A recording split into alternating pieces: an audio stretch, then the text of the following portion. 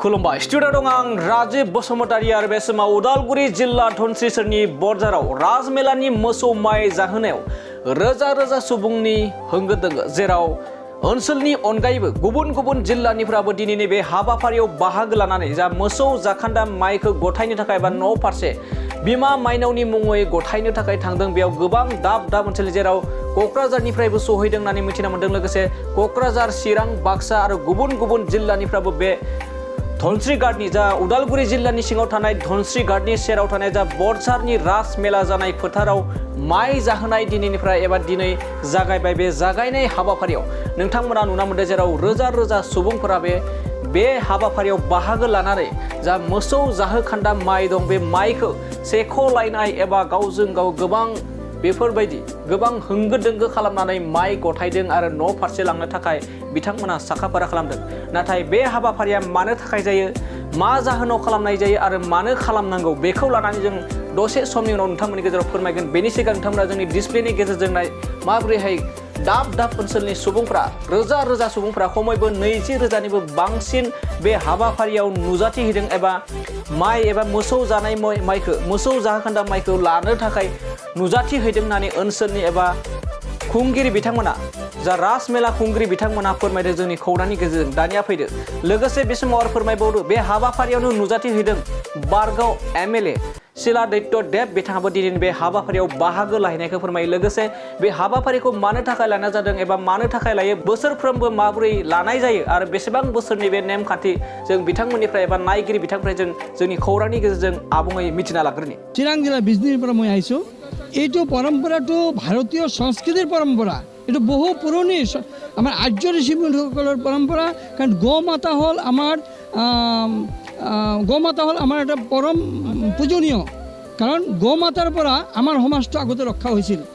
গৌ মাতাৰ গাখীৰ, গৌ মাতাৰ গোবৰ, গৌ মাতাৰ মূত্ৰ, এই সববিলাক আমাৰ মানৱ কল্যাণৰ কাৰণে, মানৱ জীৱনৰ কাৰণে অপৰিহাৰ্য এটা বস্তু। মানে এইটো অপ্ৰাকৃত বস্তু ক'ব গ'লে, যদিও দেখাত প্ৰাকৃত হয়, যে এইটো এটা অপ্ৰাকৃত বস্তু। আমাৰ বৈদিক শাস্ত্ৰ মতে গৌমূত্ৰ এটা পবিত্ৰ বস্তু। গৌমূত্ৰত চব তীৰ্থ থাকে আৰু মই মানে গোবৰত লক্ষীদেৱী স্বয়ং বাস কৰে।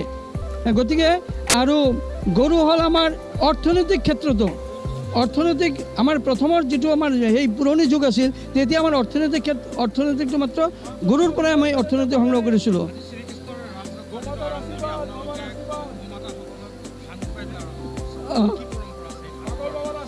এইটো পৰম্পৰা হ'ল ভগৱান শ্ৰীকৃষ্ণই তেওঁৰ লীলাকালতে গৌ মাতাসকলক সেৱা দিছিল। আৰু আজিৰ তিথিটো হ'ল সেই তিথি, এইটো অষ্টমী তিথি। ইয়াৰ পিছতহে ৰাস পূৰ্ণিমাটো পিছত আহিব, এইটো হ'ল অষ্টমী তিথি। এই অষ্টমী তিথিত ভগৱান শ্ৰীকৃষ্ণই গৌ মাতাসকলক লৈ এই মানে খুৱাইছিল, ধান ঘাঁহ বিভিন্ন বস্তু খুৱাইছিল। আৰু আজিৰ অনুষ্ঠানটোত গৌ পূজা কৰা হয়। গৌ মাতাৰ ভিতৰত আমাৰ সকলো দেৱ দেৱতা, ভাৰতীয় বৈদিক শাস্ত্ৰ মতে 33 কোটি দেৱতা গৰুৰ শৰীৰত বাস কৰে।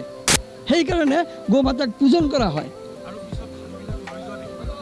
এইটো মানুহে এটা কি ক'ম, এটা চিহ্ন এটা চিহ্ন হিচাপে লৈ যায়, যিটো এটা কিবা আশীৰ্বাদ, গৌ মাতাৰ এটা আশীৰ্বাদ বা ভগৱান কৃষ্ণৰ এটা আশীৰ্বাদ ইয়াতে লুকাই আছে। আৰু ধানটো আমাৰ লক্ষী দেৱী। ঘৰত থ'লে কি হয়, এইটো আমাৰ ধৰ্মীয় এটা ধাৰণা।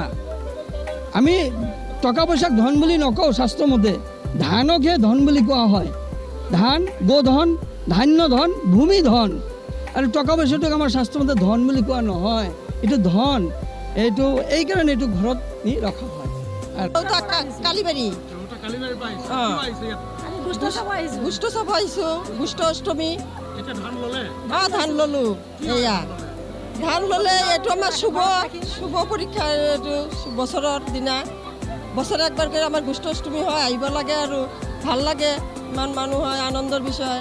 আৰু পূৰ্ণিমা, আঘোণৰ পূৰ্ণিমা ৰাসলীলা হয়। ৰাতিপুৱা 9টাতে আহিছোঁ। 9টাতে আহিছোঁ। পাৰিছোঁ। এয়া চাহকে এইখিনিয়ে পালোঁ। আৰু ইমান মানুহ ঘৰত ৰাখিম, মন্দিৰত গোহাঁইঘৰত ৰাখিব লাগে। আমাৰ এইটো নিয়ম আছে। এইটো মাহত ৰাস বুলি ক'লেই শ্ৰীকৃষ্ণৰ যিটো অৱতাৰ শ্ৰীকৃষ্ণ নিজেই ৰসৰ আকাৰ তেওঁৰ যিটো ৰাসলীলা গোপিনীসকলৰ সৈতে যিটো ৰাসলীলা এইটো আচলতে ঐতিহাসিক আৰু ই আধ্যাত্মিক এটা মিলন শ্ৰীকৃষ্ণ আৰু গোপীসকলৰ যিটো আত্মিক মিলন এই মিলনটোকে আমি ৰাস পূজা বুলি কওঁ তাৰ আগতে পূৰ্ব মুহূৰ্তত আমি এই গোপাষ্টমী মেলাটো ইয়াত হয় গোপাষ্টমীৰ আমি যি ধৰণে জানো গোপাষ্টমীৰ কথাটো হ'ল যেতিয়া গোবৰ্ধন ধাৰণ কৰিছিল ইন্দ্ৰৰ পূজাৰ এগেইনষ্টে এটা শ্ৰীকৃষ্ণই অভিযান চলাইছিল যে ইন্দ্ৰক কিয় পূজা কৰিব লাগে আমি যি পূজা কৰিব লাগে আমি গোবৰ্ধনক পূজা কৰিম এই ধৰণে গোবৰ্ধনক পূজা কৰি তেওঁ এটা প্ৰত্যাহ্বান জনাই তেওঁ গোবৰ্ধন পূজা কৰিছিল ইয়াৰ ফলত ইন্দ্ৰ কুপিত হৈ পেলাই গোটেই ব্ৰজবাসীৰ ওপৰত তেওঁ বিভিন্ন ধৰণৰ অত্যাচাৰ কৰিলে বৰ্ষা বজ্ৰপাত আদি বিভিন্ন ধৰণৰ অত্যাচাৰ কৰিলে তেতিয়া শ্ৰীকৃষ্ণই এই গোবৰ্ধন পৰ্বতখন ধাৰণ কৰি আজিৰ দিনটোত যিটো অষ্টমী আমাৰ গোপাষ্টমী সেইদিনা তেওঁ অকল 7 বছৰ বয়সতেই অকল কনিষ্ঠ আঙুলিৰে গোটেই পাহাৰখন দাঙি ধৰিছিল আৰু তাৰ তলত গোটেই ব্ৰজবাসীৰ গোপ গোপিনী আৰু গোবংশ গোটেইখিনিক তেওঁ আশ্ৰয় দিছিল আৰু সেই দিনৰ পৰা আজি গোপাষ্টমী আজিলৈকে চলি আহিছে আৰু সেইদিনাই ইন্দ্ৰই বস্তুতা স্বীকাৰ কৰি তেওঁক নাম দিছিল গোবিন্দ মানে গৰুৰ যিটো শ্ৰেষ্ঠ পালক সেই গৰুৰ পালক হিচাপে তেওঁক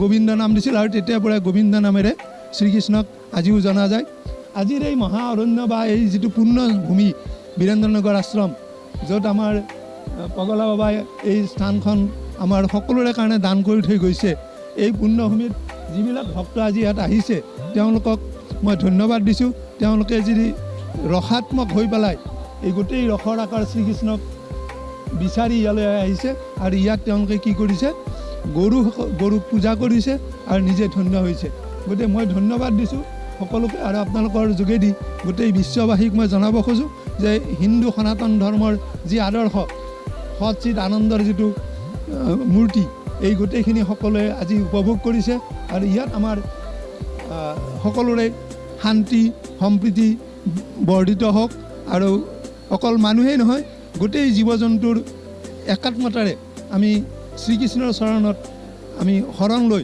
একাত্ম হৈ পেলাই আমি বিশ্বৰ কল্যাণৰ কাৰণে প্ৰাৰ্থনা জনাওঁ